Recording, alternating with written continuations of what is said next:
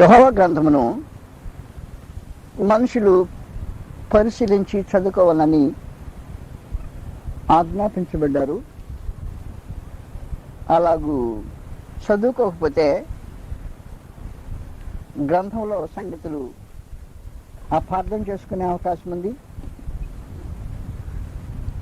సత్యమును గ్రహింపకుండా పోయే అవకాశం కూడా ఉంది. మార్క్స్ వార్త 12వ అధ్యాయంలో గ్రంథంను అర్థం చేసుకోవాల్సిన అవసరతను గురించి మాట్లాడుతున్నాడు. 24వ వచనంలోని అందుకు యేసు మీరు లేఖనములను గాని దేవుని శక్తిని గాని ఎరుకకపోవటం వలన పొరబడుతున్నారు అన్నాడు. లేఖనాలు ఎరగకపోతే దేవుని శక్తిని కూడా ఎరిగేదానికి అవకాశం లేకుండా పోతుంటుంది. లేఖనాలు ఎరగటానికి దేవుని శక్తిని ఎరగటానికి మనిషి లేఖనాలు ఎరగాల్సిన అవసరం ఉంది. కాబట్టి ఏం చెప్పాడంటే మీరు లేఖనములను కానీ దేవుని శక్తిని కానీ పోవటం వలన పొరబడుచున్నారు. వారు మృతుల నుండి లేచినప్పుడు పెళ్లి చేసుకొనరు, పెళ్లికి వాడు కానీ పరలోకమందున దూతల వారందరూ వారు లేచినని మృతులను గురించిన సంగతి మోషే గ్రంథమందలి పదనుగుల గురించిన భాగంలో మీరు చదవలేదా అంటారు. మేము చదివాం కానీ ఇది పునరుద్ధానాల గురించి అని మాకేం తెలుసు అని మనం అన్నాం. కాబట్టి ఇప్పుడు గ్రంథం చదవటం ఒక వంతు, చదివిన దానిలో ఉన్న సంగతిని గ్రహించడం మరొక వంతు. వారు మృతుల నుండి లేచినప్పుడు సంగతి మాట్లాడి 26వ వచనంలో వారు లేచెదరని మృతులను గూర్చిన సంగతి మోషే గ్రంథమందలి పొదను గురించిన భాగంలో ఉందిట. కానీ మోషేను గురించి మోషేను గురించి పొదను గురించిన సందర్భంలో మనం అనేకసార్లు చదువుతాం. మోషే గారు కొండ మీదకి వచ్చాడని, అంతలోకి పొద మండుతుందని, పొద కాలిపోలేదని, అక్కడ నేను అబ్రహాము దేవుడిని, ఇస్సాకు దేవుడిని, యాకోబు దేవుడిని దేవుడు తెలియజేసే సమాచారం మనం చదివాం. కానీ దాని అర్థం మనకు తెలియలేదా? దాని అర్థం ఆయన చెప్తున్నాడు, మీరు చదవలేదా అన్నాడు. ఎందుకు చదవలేదు మేము? కానీ అక్కడ మృతుల పునరుద్ధానం ఉంది, ఆ సంగతి మీరు చదవలేదా అన్నాడు. మాకు అట్ట తెలియలేదే అని మనం. కనుక గ్రంథం మనం చదివేటప్పుడు దైవ సందేశము గ్రహించడం చాలా ప్రాముఖ్యమైన ఉద్దేశం అవుతుంది.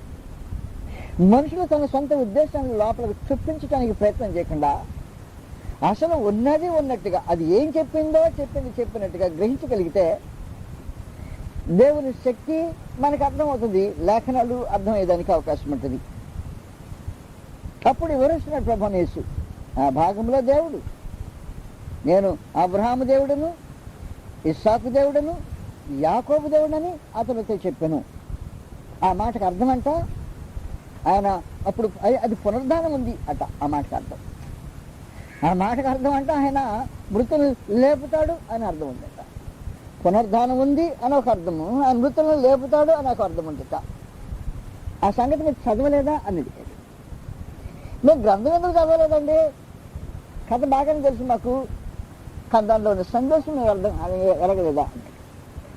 ఇప్పుడు సందేశం ఎరగాలంటే ఆ గ్రంథం దానంతటిగానే చదివితేనే మనకు అర్థం కాదు.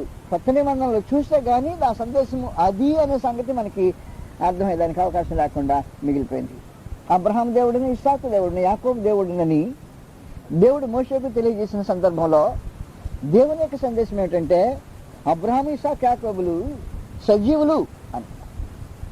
నేను సజీవులకు దేవుడిని, మృతులకు దేవుడిని కాదు అని. వారు నా సముఖంలో బ్రతికున్నారు. చనిపోయారు కదా, అబ్రహాము చనిపోయాను అన్నాడు ఇశ్రాయేలు. ప్రభువైన యేసుతో మాట్లాడుతూ నీకు ఇంకని 50 ఏళ్ళని లేవే, అబ్రహాము చూసావా, అబ్రహాము చనిపోయాను, ప్రవక్తలు చనిపోయారు అని. అబ్రహాము ప్రవక్తలు చనిపోయిన మాట వాస్తవమే, కానీ భౌతికంగా దేహాలు పోగొట్టుకున్న మాట వాస్తవం. కానీ వారు మృతులు కారు అనే సమాచారము తెలుసుకోవటానికి పాత నిబంధనలోనే ఉంది పునరుద్ధానాన్ని గురించి సమాచారం అన్నట్టు. అందువల్ల సర్దుకాయలు పునరుద్ధానాన్ని నమ్మేవాళ్ళు కాదు, కానీ దాన్ని సెన్స్ చేసిన కొద్దిగా గ్రహించిన పరిశీలు మాత్రము పునరుద్ధానం ఉందని కొంచెం పట్టుకుని ఆడుతుండేవాళ్ళు. గ్రంథం గ్రహించితే సంగతులు అర్థమవుతుంటాయి. అయితే మొత్తానికి కొత్త నిబంధన రాయబడిన సమాచారము గురించి ఇప్పుడు మనము పేతురు మాట్లాడిన పాత నిబంధన ప్రవచనాలకు ఎండార్స్మెంట్ చూసాం. తన 2 పత్రికలకు తాను చెప్పుకున్న సమాచారం గురించి చూసాం. పేతురు రాసిన పత్రికలు అన్నిటికీ పౌలు యొక్క ఎండార్స్మెంట్ చూసాం. ఇప్పుడు కొత్త నిబంధనలో మిగిలిన కొన్ని భాగాలు ఉన్నాయి. వాటిలో సువార్తలు మిగిలి ఉన్నాయి అన్నమాట. సువార్తల్లో 3 సువార్తలకు సంబంధించి లోకా గారి ఎండార్స్మెంట్ రాసేస్తాడు. లోకా సువార్త 1వ అధ్యాయంలో మొదటి నుండి, ఘనత వహించిన దేవపిల్ల ఆరంభం నుండి కన్నులారు చూచి వాక్య సేవకులైన వారు అపోస్తులు అన్నమాట, మనకు అప్పగించిన ప్రకారము మన మధ్యన నెరవేరిన కార్యములను గురించి వివరముగా రాయుటకు అనేకులు పూనుకున్నారు. కాబట్టి మత్తయి మార్కులు ఆటోమేటిక్గా రచనలోకి వచ్చేసారు అన్నమాట. అనేకులు పూనుకున్నారు గనుక నీకు ఉపదేశింపబడిన సంగతులు నిశ్చయముగా జరిగినవని నీవు తెలుసుకుంటకు వాటన్నిటినీ మొదటి నుండి తరచి పరిష్కారంగా తెలుసుకొనిన నేనును నీ పేట వీటిని గురించి వరుసగా రచించుట యుక్తమని యోచించుతుని. కాబట్టి మత్తయి మార్కులకు సంగతి చెప్పేసా. ఈ 3 ఒక సమకాలిక గ్రంథాలు. యోహాను సువార్త ఈ కాలంలో రాయబడింది కాదు. యోహాను సువార్త చాలా లేటుగా, ఆలస్యంగా రాయబడిన గ్రంథం. దాదాపుగా అపోస్తలులు అందరూ చనిపోయిన తర్వాతనే యోహాను తన రచనలకు పూనుకున్నాడని చరిత్ర వాస్తవాలు తెలుస్తుంటాయి. కాబట్టి మత్తయి, మార్కు అనేవారు దాదాపుగా ఈ కాలం వాళ్ళే. మార్కు, లోకాలు ఇద్దరు కలిసి అపోస్తలుడు పౌలుతో పనిచేస్తుంటారు. మొదటి 2వ దశలో తిమోతి పత్రికలో 2 తిమోతి 4వ అధ్యాయము 11వ వచనంలో, లోక మాత్రమే నా యొద్ద ఉన్నాడు, మార్కుని వెంట పెట్టుకుని రమ్ము. కాబట్టి లోక ఉన్నాడు, మార్కు వెంట వస్తాడు. మార్కు వస్తే లోక మార్కులు కలుసుకుంటారు అన్నమాట దాదాపుగా. అపోస్తలుడైన పౌలు లోకాను మార్కుని కలిపాడు. కాబట్టి తన పత్రికల గురించిన మా సంగతులు మాట్లాడైపోయినాక, మార్కు లోక నా దగ్గర ఉన్నాడు ప్రస్తుతం, ఎవరిని తీసుకురా ఇక్కడికి? మార్కుని తీసుకురా. అప్పుడు మార్కు లోక ఇద్దరు కలిసి ఉంటారు అన్నమాట. లోక తన రచన రాసేటప్పుడు నేను మాత్రమే కాదు రాస్తుంది, అనేకులు పూనుకున్నారు. అనేకులు పూనుకున్న ఈ సందర్భంలో ఎంతమంది పూనుకున్నారో నాకు తెలియదు, కానీ మనకు లభించిన వరకు క్రీస్తు ప్రభువుని గురించి రాసిన సమాచారము ఇద్దరు రాసిన మన దగ్గరకు వచ్చేస్తారు. 1 మత్తయి, 2 మార్కు, ఇద్దరు రాసిన లోకాతో పాటు మనకు అప్పగించబడ్డాయి అన్నమాట. ఈ సమకాలానికి సంబంధించినవి మత్తయి, మార్కు, లోక అనే పుస్తకాలు. వీటిని సినాప్టిక్ గాస్పల్స్ అంటారు. అంటే 3 కలిసి ఒకే రకమైన, ఒకదాంతో ఒకటి సంబంధం కలిగిన, సమాచారం కలిగిన సువార్తలు కనుక వాటిని సినాప్టిక్ గాస్పల్స్ అంటారు అన్నమాట. కనుక లోక సువార్తలో మనకేం కనపడుతుందంటే, నేను రాసేవి నేను ఒక్కడిని మాత్రమే కాదు, అందులో వాస్తవానికి అతడు యూదుడే కాదు, ఒక అన్యజనుడు. దేవుడు తన సువార్త రచనలో, తన పరిశుద్ధ గ్రంథంలో యూదుల చేత రాయించుకున్న లేఖనాలన్నీ పక్కనే ఉంటే అన్యుని చేత కూడా రాయించుకోవటము జరిగింది అన్నమాట. ఈ లోకాన్ని అన్యుడు తాను రాసిన 2 రచనలు ఉన్నాయి. ఒకటి లోకా సువార్త, 2వది అపోస్తలుల కార్యములు. ఈ 2 పుస్తకాలు కలిపితే తక్కిన కొత్త నిబంధన పుస్తకాలు దాదాపుగా ఎంత ఉంటాయో ఆ 2 కలిపితే దాదాపు అంత ఉంటాయి రచన సైజులో. కాబట్టి లోక చేత రాయించుకున్న సైజే అన్య చేత రాయించుకున్న సైజు ప్రత్యేకమైంది అన్నమాట. మహాదేవుడు దాన్ని ఆయన అంగీకరించడం జరిగింది. అపోస్తలుల కార్యములు 1వ అధ్యాయంలో దాని కంటిన్యూషన్ తాను రాస్తున్నట్టు తానే చెప్పుకున్నాడు. లేక అపోస్తలుల కార్యం 1వ అధ్యాయంలో మళ్ళా అదే పిలుపు. లోకాల్లో ఎవరిని పలకరించాడో అతన్నే పలకరిస్తాడు. ఇప్పుడు ఘనత వహించి నాకు కొట్టేశాడు అన్నమాట. థెయోఫిలా అన్నాడు. నచ్చా ముందు ఘనత వహించిన థెయోఫిలా అన్నాడు, మళ్ళా తిరిగి తనకే రాయిపోతున్నాడు కాబట్టి ఓ థెయోఫిలా అన్నాడు. యేసు తాను ఏర్పరచుకున్న అపోస్తలులకు పరిశుద్ధాత్మ ద్వారా ఆజ్ఞాపించిన తర్వాత ఆయన పరమునకు చేర్చుకునబడిన దినం వరకు ఆయన చేయుటకును బోధించుటకును ఆరంభించిన వాటన్నిటిని గురించి నా మొదటి గ్రంథమందు రచించి తిని అయిపోయింది. లోక సువార్తకి ఎండార్స్మెంట్ జరిగిందన్నమాట. లోక సువార్తలో తక్కిన సువార్తలకు ముందు మత్తయి మార్కులకు ఎండార్స్మెంట్ జరిగిందన్నమాట. ఇప్పుడు అపోస్తలుల కార్యములో తన గ్రంథం రచించిన సంగతి చెప్పేశాడు అన్నమాట. రచించి తిని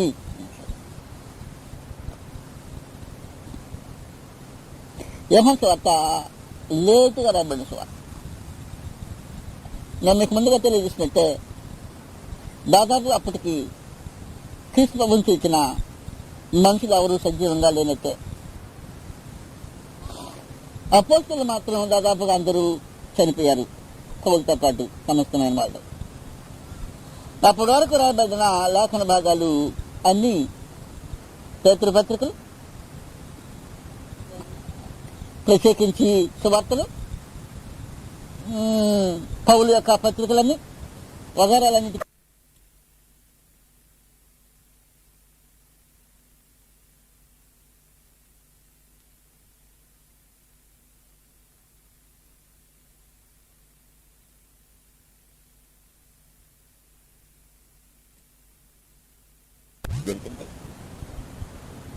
యోహాను గారు తన రచనను దాదాపుగా క్రీస్తు శకము 90వ సంవత్సరంలో రాస్తాడు. బ్రతికున్నది లేకపోతే ఎట్లా రాస్తాడు? ఏంది నువ్వు మాట్లాడే మాటకు అర్థం ఉందా? ప్రశ్నకు అర్థం అయితే ప్రశ్న అడగాల.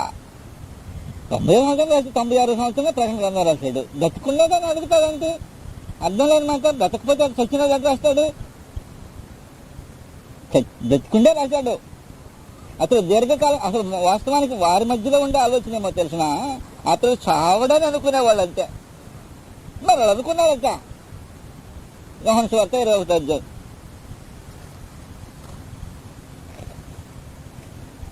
యోహాను సువార్త 21వ అధ్యాయంలో పేతురు చస్తాడని ప్రభు చెప్పిన సంగతి మీకు వివరించాను.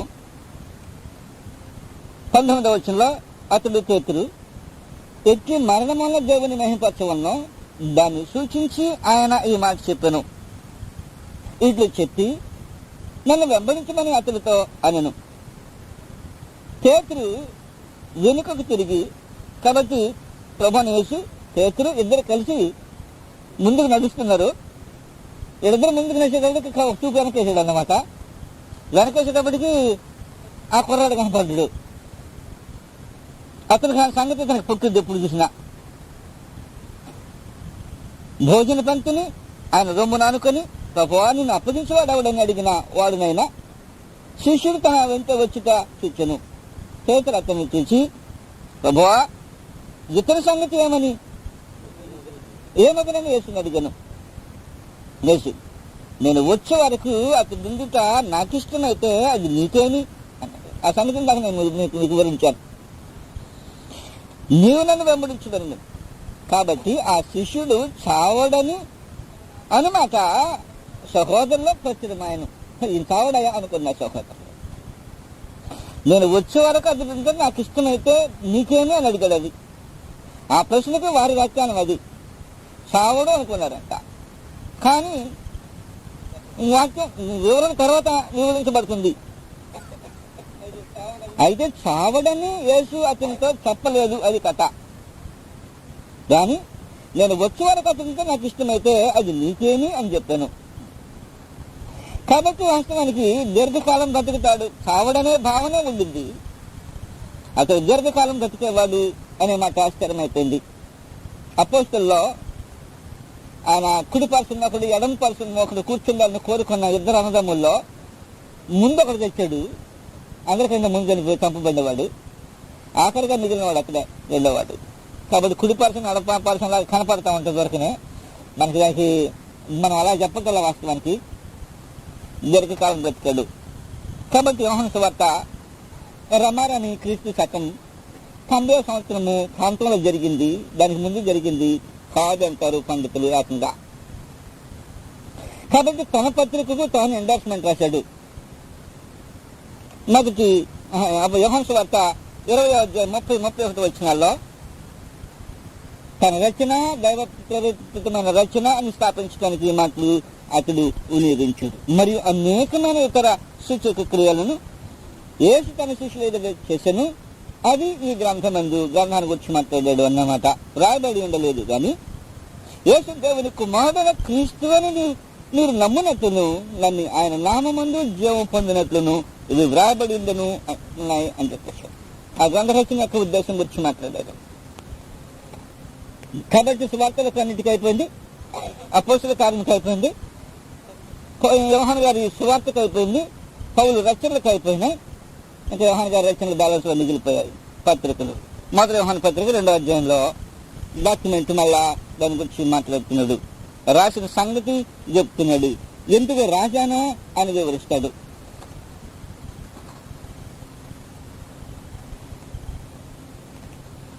రాసిన ఉద్దేశం మాట్లాడాడు. రాసిన ఉద్దేశంలో 3వ వచనము అసలు మొదటి నుండి అసలు ఏదుందో అది మేము ఏది వింటుమో, ఏది కళ్ళారు చూచుమో, ఏది నిదానించుకుంటుంటమో, మా చేతులు దేని తాకి చూచునో అది మీకు తెలియజేస్తున్నాను అన్నమాట. తెలియజేసేది నోటితో నా అంతేను కాదు రాతలోనే అనేసాడు. 2వ అధ్యాయం 2వ అధ్యాయము ఒక్కొక్కరితో పేరున వరుసనే మాట్లాడి 12వ వచనం చిన్నపిల్లలారా ఆయన నామమును బట్టి మీ పాపములు క్షమింపబడి ఉన్నవి గనుక మీకు రాయితున్నాను ప్రత్యేకించి. తండ్రులారా మీరు ఆది నుండి ఉన్న వారిని ఎరిగిన్నారు గనుక మీకు రాయిస్తున్నాను. యవనస్తులారా మీరు దృష్టిని జయించున్నారు గనుక మీకు రాయిస్తున్నాను. కాబట్టి రాస్తున్న సంగతి రచన కేవలం బోధ కాకుండా రచన దైవ ప్రేరేపితమైన రచన కాదు, ఉద్దేశించబడింది సమాచారము తెలియచేసాడు. రాసిన సంగతి మొదటి యోహాను పత్రికకు ఎండార్స్మెంట్ జరుగుతుంది. 2వ యోహాను పత్రిక వచ్చాం. 2వ యోహాను పత్రికలో ప్రత్యేకించి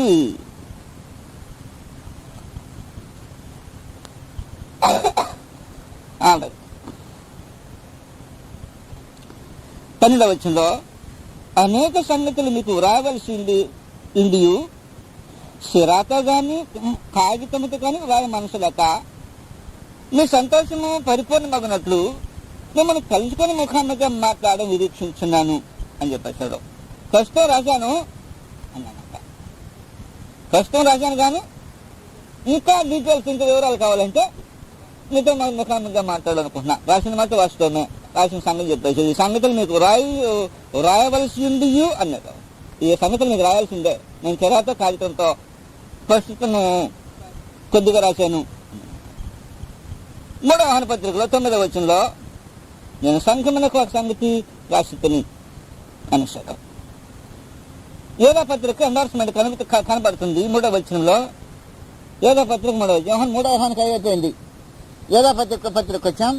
యోధా పత్రికలో 3వ వచనము క్రియలారా మనకందరికీ కలిగిన రక్షణను గురించి నీకు రాయవలనని విశేష ఆసక్తి గలవాడిని ప్రయత్నపడుతుండగా పరిశుద్ధులకు ఒక్కసారి అప్పగింపబడిన బోధ నిమిత్తము ఇంకెక్కువ పెంచొద్దు అని సంగతి చెప్తున్నాడు.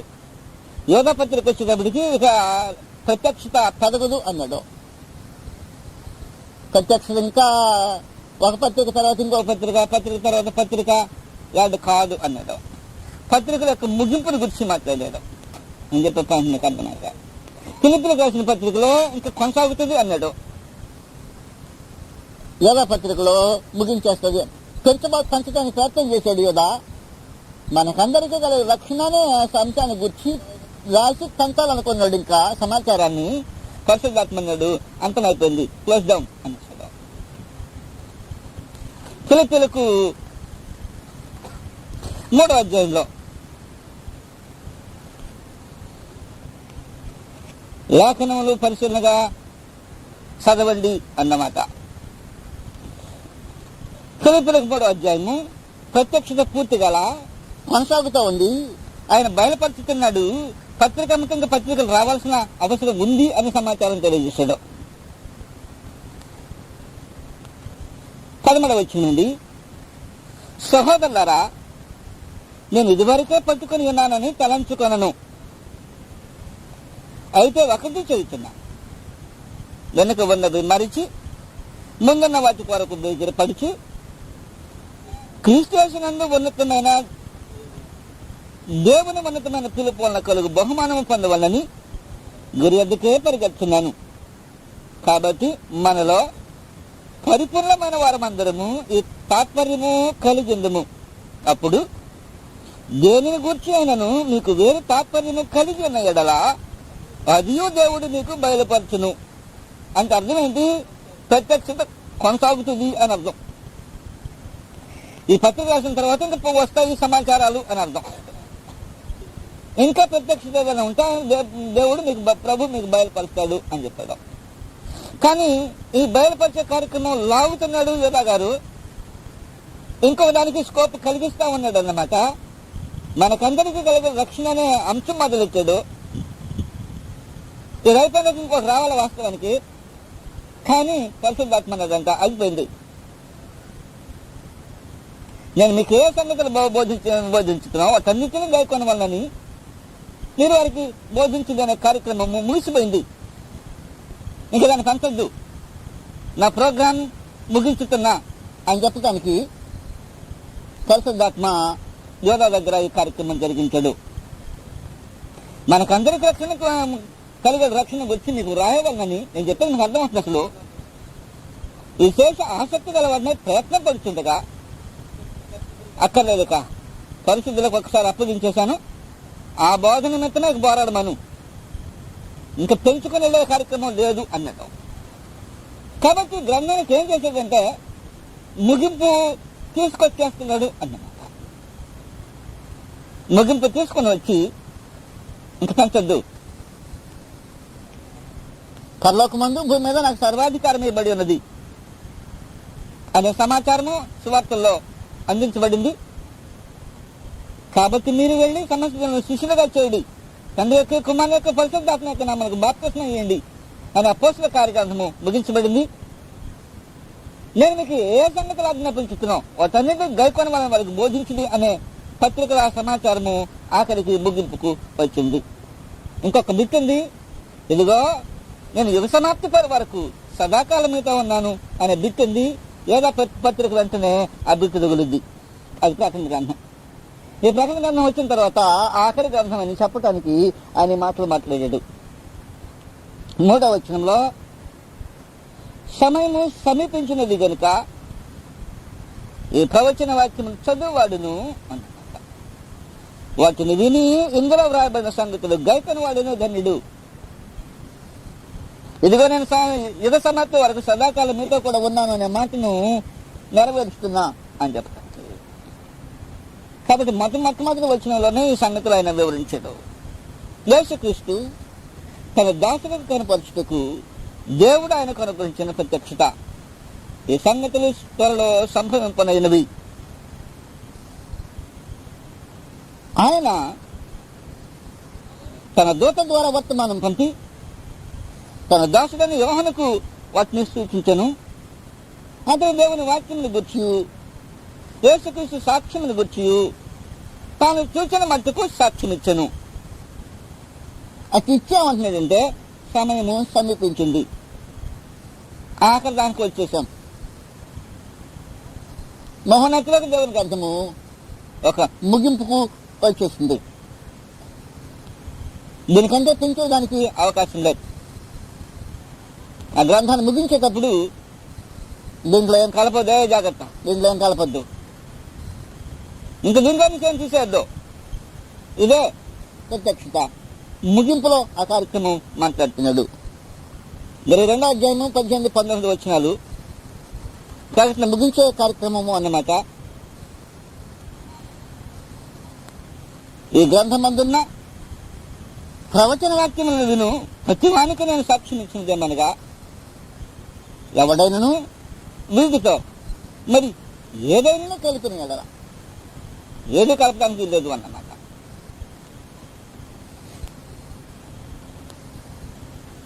ఈ గ్రంథంలో వ్రాయబడిన తెగులు దేవుడు వారికి కలుగుతాడు.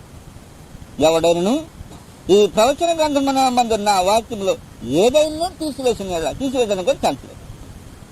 ఇది చివరి ఎండార్స్మెంట్ అన్నమాట. ఈ గ్రంథము ఇంతటితో ముద్రించబడింది. ధర్మశాస్త్రం ఎలాగూ రక్తం చేత ముద్రించబడిందో, క్రొత్త నిబంధన అలాగే రక్తం చేత ముద్రించబడి హెబ్రీయులకు 9వ అధ్యాయంలో స్థాపించబడింది. హెబ్రీయులకు 9వ అధ్యాయం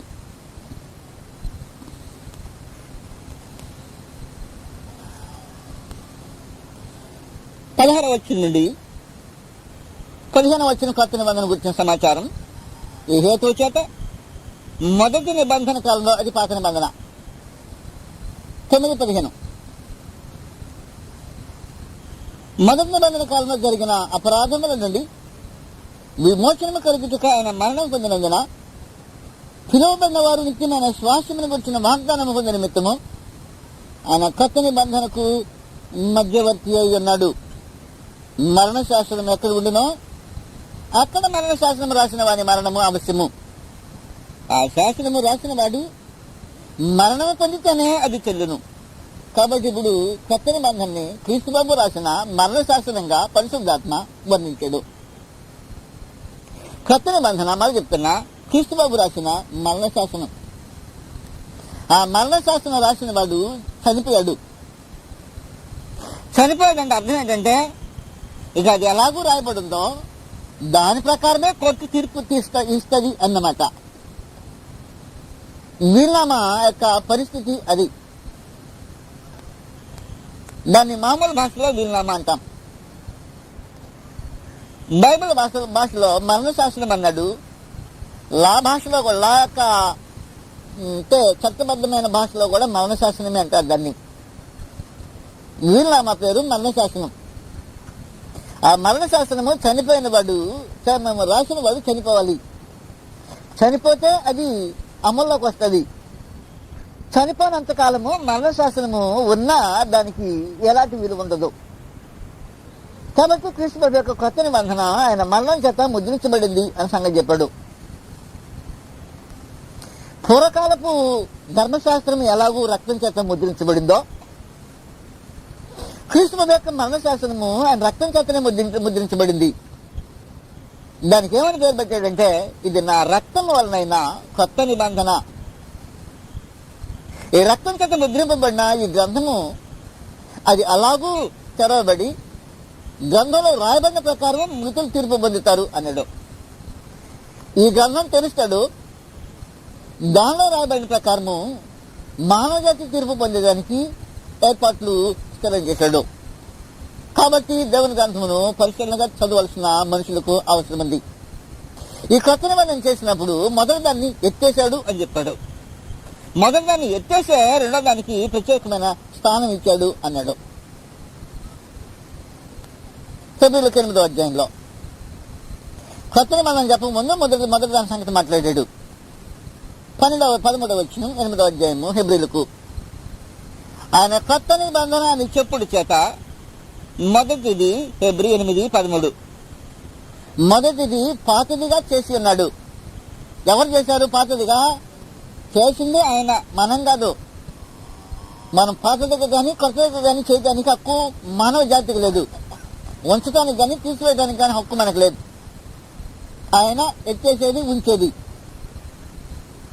ఏది పాతగిలి ఉడిగిపోవును, పాతగిలింది ఉడిగిపోయింది, అది అదృశ్యమవుటకు అన్నట్టు. మూల భాషలో నివర్తనమోగుటకు అని, అంటే లేకుండా పోవటానికి, అమల్లో లేకుండా పోవటానికి అని. కాబట్టి కొత్తని మనం చెప్పినప్పుడు మొదటి దాన్ని పాతదిగా చేస్తున్నాడు. దాన్ని ఉన్నది డాక్యుమెంట్లో, కానీ ఆ డాక్యుమెంట్ చల్లని నోటిగా మిగిలిచేశాడు. ఇప్పుడు మాత్రం కొత్త నిబంధన ఉంచాడు. మీరు యెహోవా గ్రంథమును పరిశీలనగా చదువుకోండి. కాబట్టి చదివేటప్పుడు ఏది ఎత్తేశాడు, ఏది ఉంచాడు అనే సంగతి నీకు తేటగా తెలియాల్సిన అవసరం ఉంది. రోమీయులకు 7వ అధ్యాయంలో ధర్మశాస్త్రం ఎత్తేసి కొత్త నిబంధన ఉంచాడు. మోషే నియమాన్ని తీసివేసి క్రీస్తు నియమాన్ని దాని స్థలంలో ఉంచాడు అని సమాచారం మాట్లాడుతున్నాడు. రోమీయులకు ఆయన గ్రంథాన్ని పరిశీలనగా తెలిసి చదివితే ఈ సంగతులు మీకు అర్థమవుతాయి. రోమీయులకు 7వ అధ్యాయము 4వ వచనంలో, కావున నా సహోదరులారా, మనము దేవుని కొరకు ఫలములు ఫలించినట్లు మృతులలో నుండి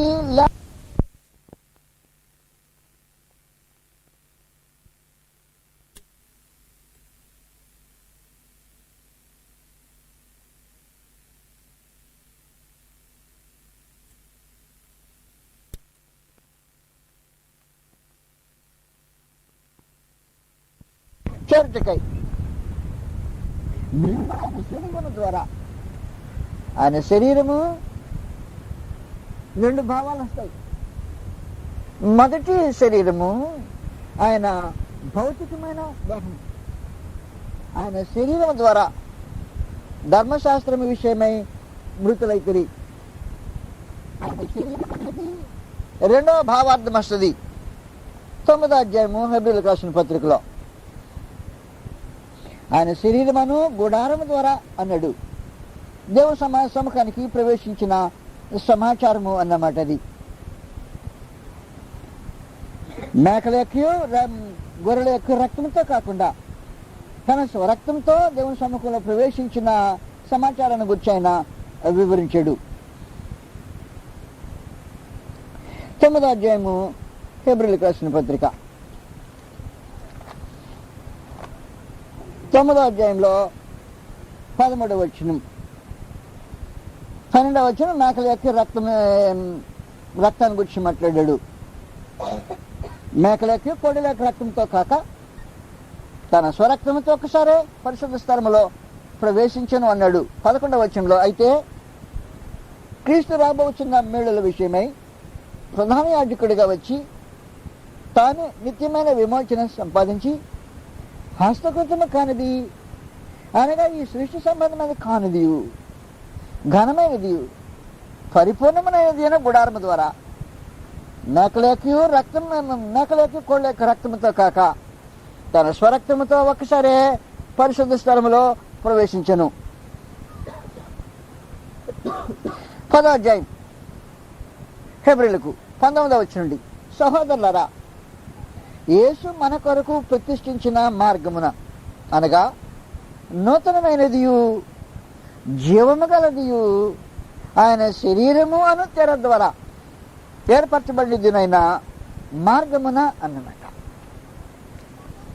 ఆయన రక్తము వలన పరిశుద్ధ స్థలములో ప్రవేశించుటకు మనకు ధైర్యము కలిగినది గనుకను సమాచారం మాట్లాడాడు.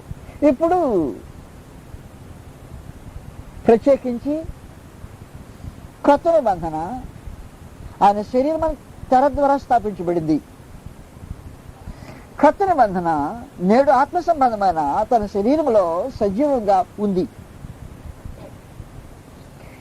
యెహోవా గ్రంథాన్ని పరిశీలించి చదువుకునే మనుషులు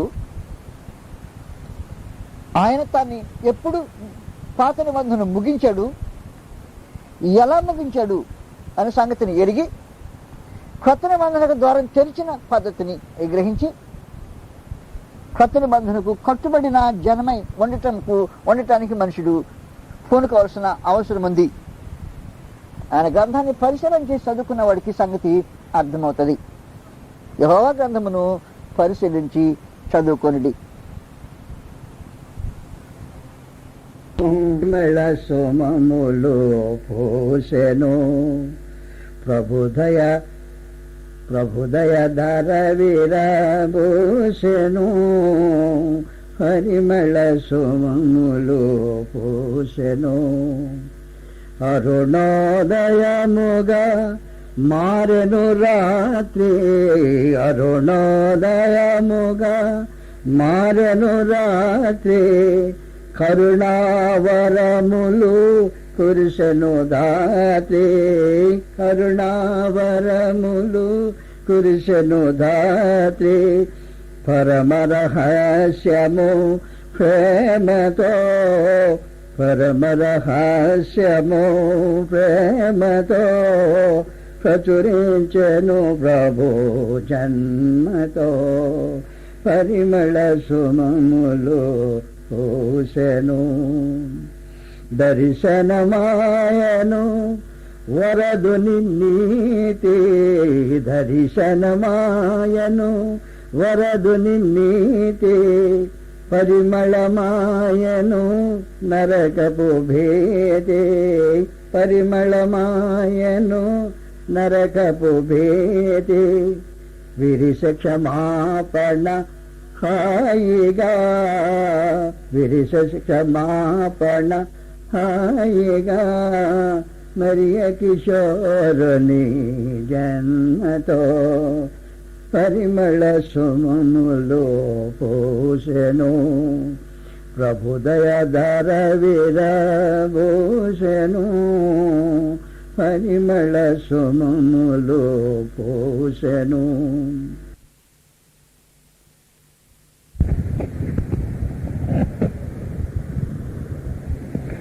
యెహోవా గ్రంథమును పరిశీలించి చదువుకొనుడి.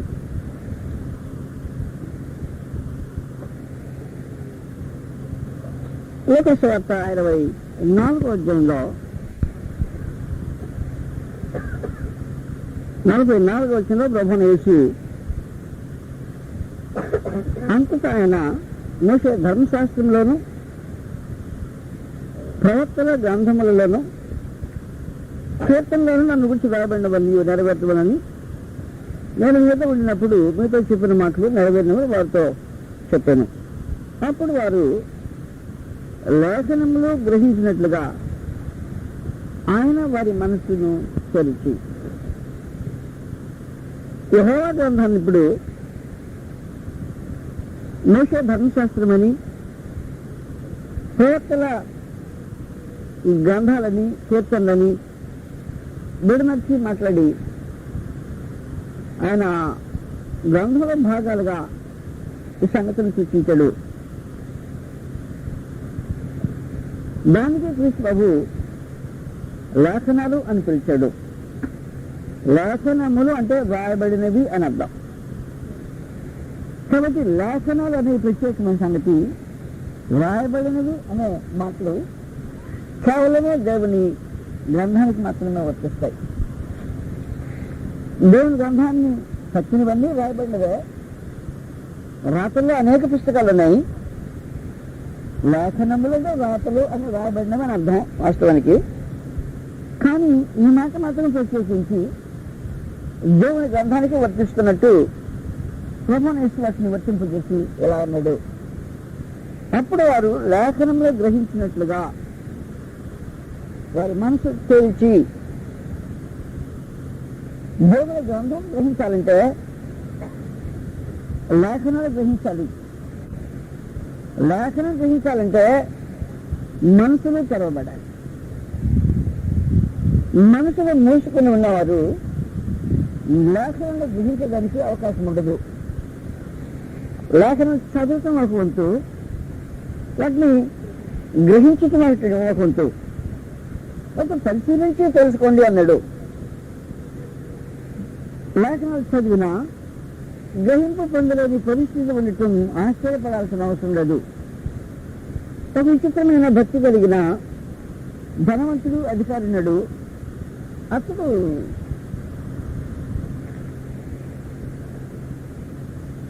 ఒక దేశం నుంచి మరో దేశం ప్రయాణం చేస్తున్నాడు. అప్పట్లో 8వ అధ్యాయంలో ప్రత్యేకించి మనం ఒక వ్యక్తిని చూస్తుంటాం. లేఖనం పరిశీలించి చదువుతున్న మనిషే.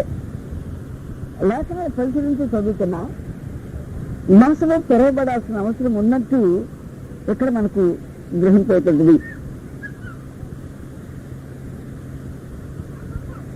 అపోస్తలుల కార్యం 8వ అధ్యాయంలో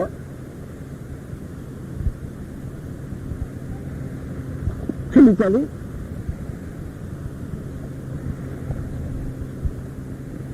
8వ అధ్యాయము 26 వచ్చి నుండి చదువుతుంటాం. 26 వచ్చిన నుండి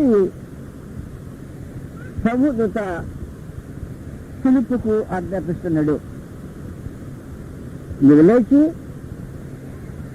దక్షిణముగా వెళ్ళి యెరూషలేము నుండి గాజాకు పోవు అరణ్య మార్గమున కలుసుకమ్మని పిలుపుతో చెప్పగా అతడు లేచి వెళ్ళను. అప్పుడు ఐగుప్తీయుల రాణి అయిన కందాకే కింద మంత్రి అనేక ధనాగారమంతకి మీదనున్న ఐతియోపియుడైన నపుంసకుడు ఆరాధించుటకు యెరూషలేమునకు వచ్చిండెను. అతడు తిరిగి వెళుతూ తన రథం మీద కూర్చుండి ప్రవక్తని యెషయా గ్రంథము చదువుతుండెను. ఈ మాటలు మనం యెషయా గ్రంథం చదివాం. ఏమని? యెహోవా గ్రంథమును పరిశీలించి చదువుకోండి అనే మాట యెషయా గ్రంథంలో చదివాం. ఇతను చదివేది అక్కడ యెషయా గ్రంథంలో చదువుతున్నాడు. పరిశీలించి చదవటానికి ప్రారంభించాడు. అతడు దూరదేశం ప్రయాణం చేస్తూ ఉన్నాడు. చిన్న మనిషి కాదు. వాస్తవానికి లేఖనాలు పరిశీలించి చదువుకోవటము అతనికి అవసరం లేదు. భౌతికంగా ఆలోచన చేస్తే పేదవాడు కాదు, అల్పుడు కాదు. కానీ యెరూషలేము నుండి గాజాకు వెళ్తున్నాడు. గాజా ఫిలిస్తీన్ల దేశం. ఫిలిస్తీన్లకు ముఖ్య పట్టణంగా ఉండేది గాజా. యూదా దేశం నుంచి ఫిలిస్తీన్ల దేశపు హద్దులోకి వెళుతున్నాడు మనిషి. చాలా దూరం ప్రయాణం చేస్తున్నాడు. అందులో రథంలో ప్రయాణం చేస్తున్నాడు. అతని గౌరవభక్తి అంటే ఉద్యోగ హోదాలు వగేరా సంగతులు అక్కడ వర్ణించబడ్డాయి. మాట్లాడినప్పుడు ఐగుప్తీయుల రాణి అయిన కందాకే కింద మంత్రి అయి, పైగా ఆయన ఫైనాన్స్ మినిస్టర్ అన్నమాట. మామూలు మంత్రి అయి ధనాగారం మీద అధికారి అన్నవాడు. అవసరమా దేవుని గ్రంథం చదవటం? అలాంటి మనిషికి అవసరమా? ఒక ఫైనాన్స్ మినిస్టర్కి అవసరమా? దీని మీద ఎవరికైనా అవసరమే. యెహోవా గ్రంథం పరిశీలించి తెలుసుకోండి అని మహాదేవుడు ఆజ్ఞ ఇచ్చిన తర్వాత నువ్వు మహామంత్రివో లేకపోతే ధనాగారం మీద అంతటి మీద అధికారివో నువ్వు తెలుసుకోవటం చాలా ప్రాముఖ్యంగా అవసరం. గ్రంథాన్ని పరిశీలించి మంత్రులైనా చదవాల్సిన అవసరం ఉంది. చదువుతున్నాడు పరిశీలనతో. తన శ్రద్ధ ఆశ్చర్యమైన శ్రద్ధ. తన ప్రయాణం వేస్ట్ చేయడానికి ఆలోచన చేయాల. చాలా దీర్ఘకాల ప్రయాణం. యెరూషలేములో ఆరాధన, తిరిగి తన ఉద్యోగానికి వెళ్ళేది గాజాలో ఉన్న తన రాణి యొక్క ఆస్థానం. దేవుని గ్రంథం తెరిచాడు, పరిశీలనగా చదవటం ప్రారంభించాడు. అయితే వాస్తవం ఏం జరగాలంటే పరిశీలనగా చదివేవాడి మనోనేత్రము వెలిగించబడాలి. వారి మనసులు తెరవబడాలి. మనసులు తెరవబడకుండా దైవ సందేశము సరిగ్గా గ్రహించడానికి అవకాశం ఉండదు. కాబట్టి అనేక మంది చదువుతుంటారు, మీకు తెలుసు. నాకు తెలిసిన ఆయన నాకు చెప్పినప్పుడు దాదాపుగా నేను అడిగిన సందర్భంలో 75 సార్లు చదివాడు బైబిల్. ఆశ్చర్యమైన స్టూడెంట్ చెప్పాలంటే. నేను అలా చదివిన వాడిని కాదు. 75 సార్లు చదివాడట. ఆ తర్వాత ఎన్నిసార్లు చదివాడో నాకు తెలియదు.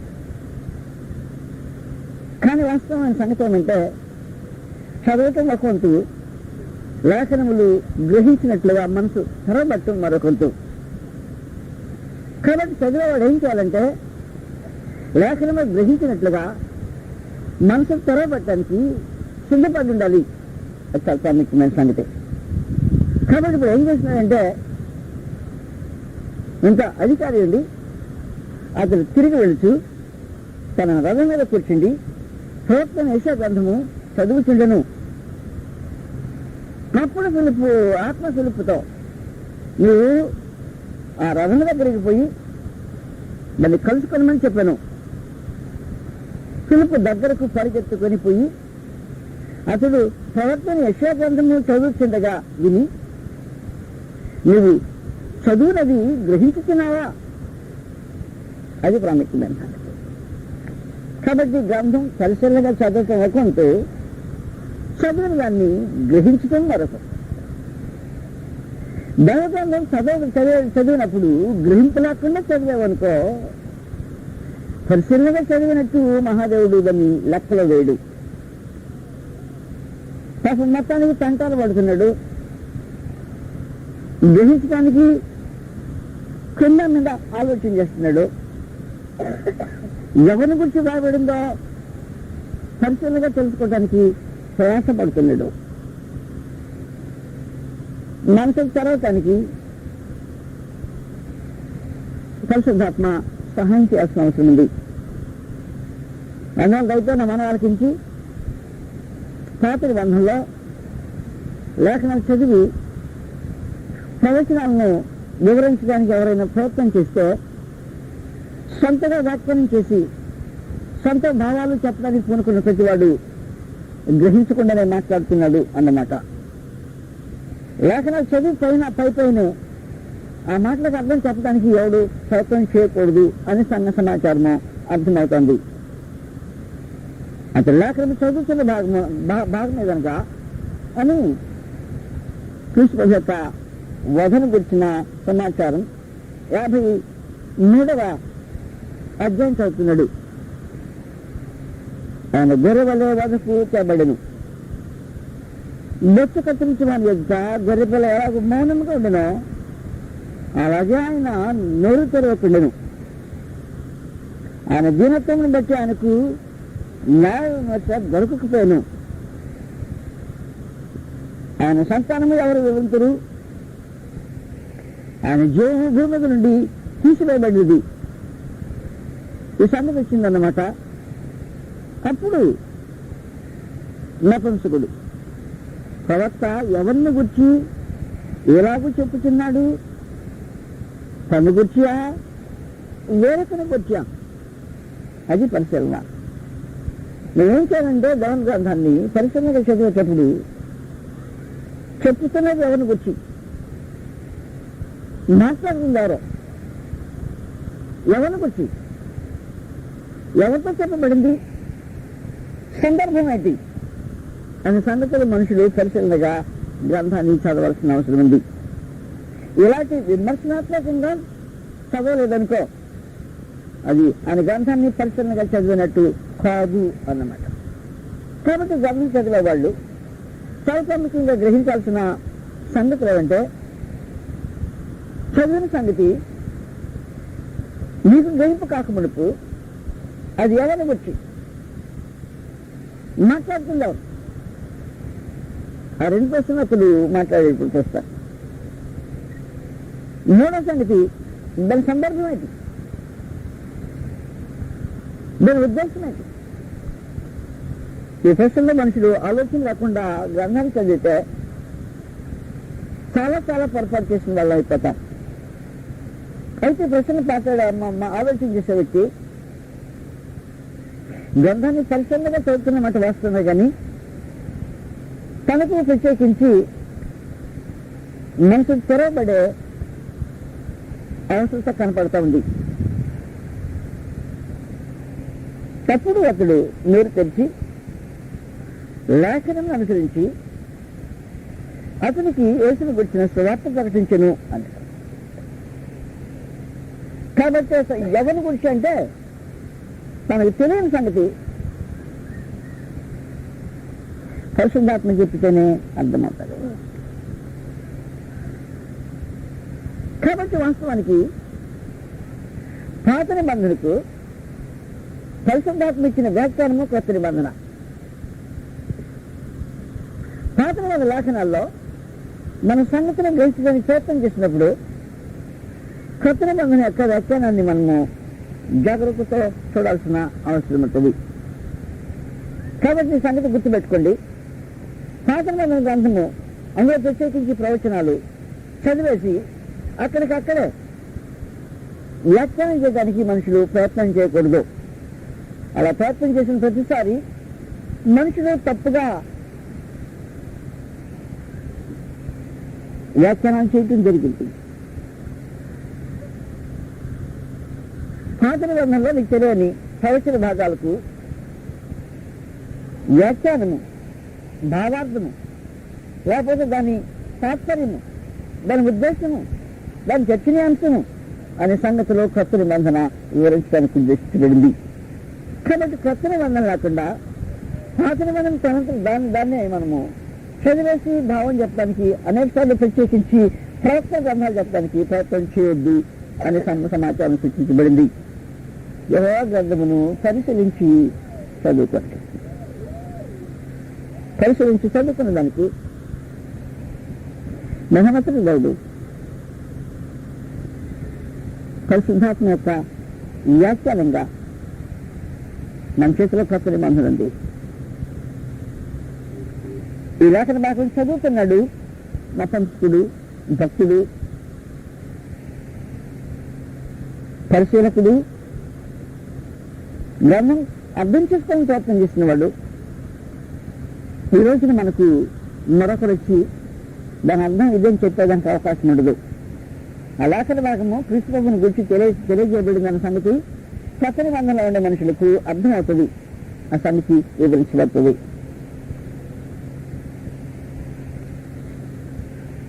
కనుక మీరు ఎప్పుడైనా సరే పాత నిబంధనలు ప్రత్యేకించి ప్రవచన భాగాలు తీసుకొని ప్రవక్తల వచనాలకు సొంతగా అర్థం చెప్పడానికి ప్రయత్నం చేయొద్దు అని మీకు మనం చేస్తున్నాం. యెషయా దాదాపు 14 అధ్యాయం తీశారనుకో, తీసిన వెంటనే ఏం చేస్తుంటారంటే గజర నక్షత్రమా వేకువ చొక్క ఆకాశం నుంచి నువ్వు ఎట్లు పడితే అని ఆ స్టేట్మెంట్ తీసేసి ఇంకా దానికి సొంతంగా వ్యాఖ్యానం చేసేసి అదిగో పడిపోయింది, ఆడుగా పడ్డాడు, ఆ పడింది తేజో నక్షత్రమా వేకువ చొక్క అంటే సాతానే పడిపోయాడు అంటున్నారు.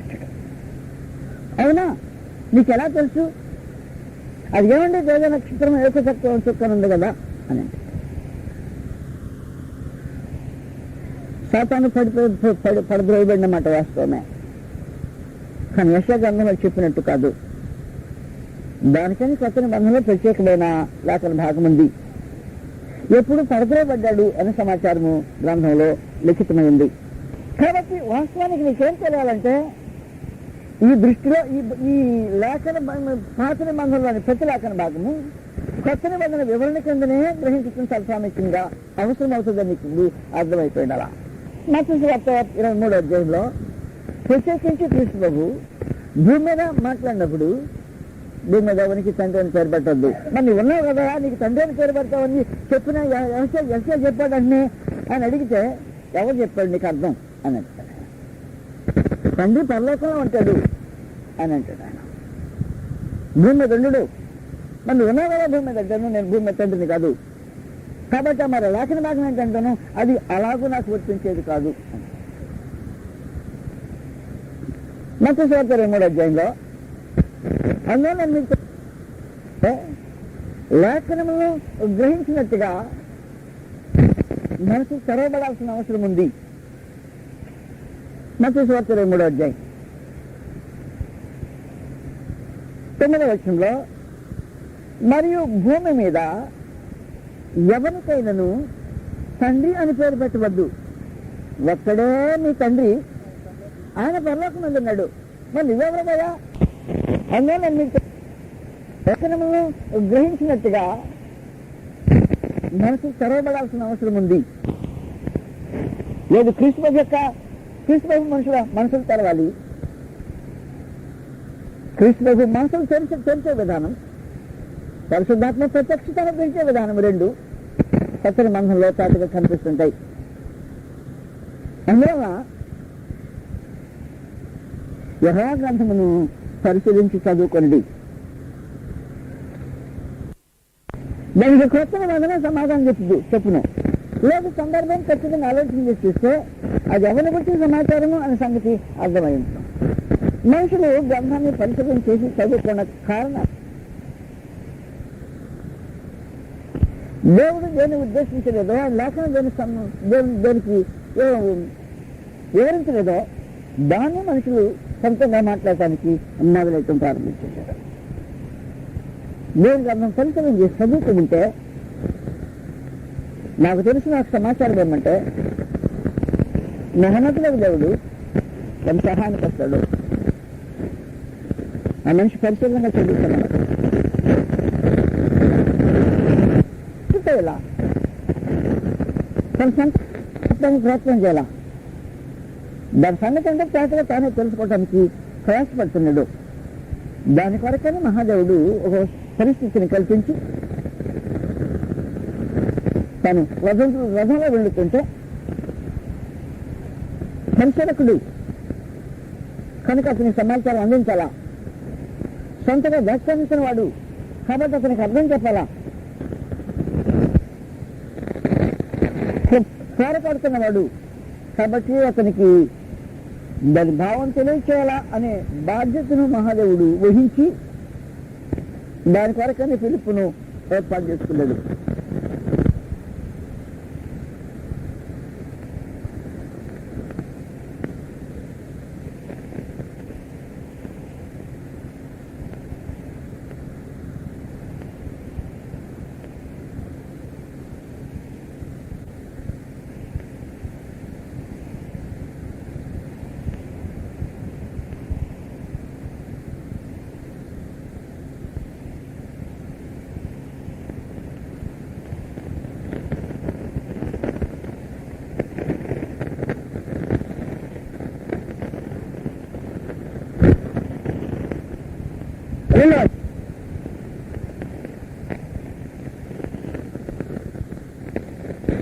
దేవుని వాక్యమును కలిపి చెరిపాడు అనేకుల వల్ల ఉండక. అది సంగతి. అనేకులు ఏం చేస్తారన్నమాట, అది చేసే సంగతి. దేవుని వాక్యాన్ని అనేకులు కలిపి చెరుపుతుంటారు. నా పంచుకుడు అలాంటి వాడు కాదు. దేవుని వాక్యాన్ని కలిపి చెరపాలనే మనసు లేదు వాడు. నీకు దేవుని వాక్యం కలిపి చెరపాలనే మనసు లేకుండా పోతే మెహనత్ నీకు సహాయపడతాడు, అద్భుతంగా సహాయపడతాడని నేను అనబట్లా. కానీ ఆయన బాధ్యత వహిస్తాడు. నేను తెలుసుకోవచ్చును ఆయన చిత్తమైనది. అనేక మంది లేఖనాలని కలిపి చెరుపుతుంటారు. నిరుకు నిదానం కానీ పరిశీలనగా చదివే ఆలోచన కానీ లేకుండానే సొంతగా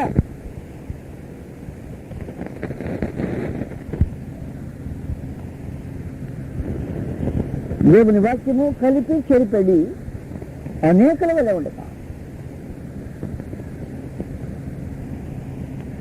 అందులో ప్రత్యేకించి మెహనతులకు దేవుడు అపోస్తలులను ఎన్నుకోవటంలో అదొక విశేషమైన కార్యక్రమం వారి జీవితాలకు అనుగ్రహించబడింది. దేవుని వల్ల నియమింపబడిన వారమయ్యండి క్రీస్తునందు దేవుని ఎదుట బోధించుతున్నాము అన్నట్టు. దేవుని ఎదుట బోధిస్తున్నారు. అలా ఎవరన్నా బోధ చేస్తుంటానంటాను. దేవుడు అన్నాడు కదా, ఆయన వాక్యం బోధించేటప్పుడు మేము ఆయన పెట్టుకొని ఎదుట బాధ చేస్తున్నాం. ఆయన ఏమనాలి ఇప్పుడు? రైట్, కరెక్ట్, అది కరెక్టే.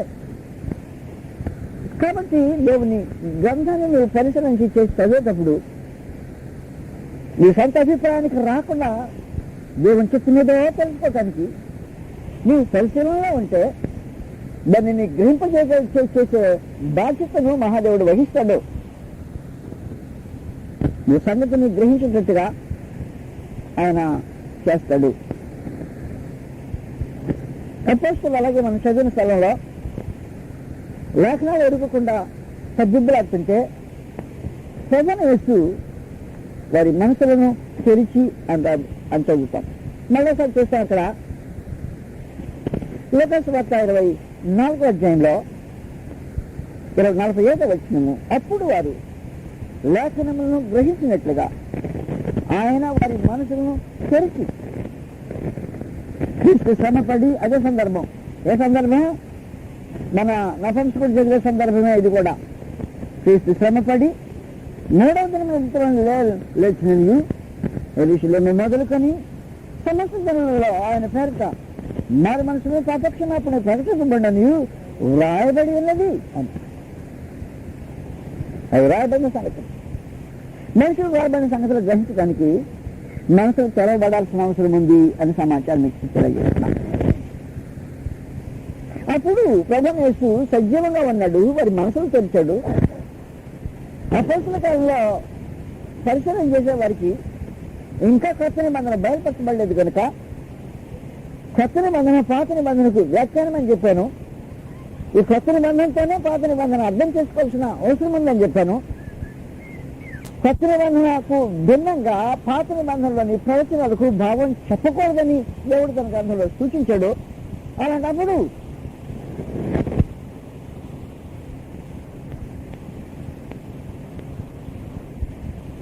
చూపించి నపుంసకునికి సహాయం చేశాడు. కానీ ఇప్పుడైతే బిట్టులుగా మొత్తము ఆయన సంకల్పం అంతా మనుషులకు అర్థమయ్యే రూపంగా ఆయన తన గ్రంథాన్ని పరిశుద్ధాత్మ ద్వారా మనకు బయలుపరిచి దయచేశాడు అన్నమాట. కాబట్టి పాత నిబంధనలో ఏ సంగతిని అర్థం చేసుకోవడానికి ప్రయత్నం చేసినా కొత్త నిబంధన యొక్క దృష్టిలోనే దాని భావంతోనే అర్థం చేసుకోవడానికి ప్రయత్నం చేయాల్సిన అవసరం ఉంది.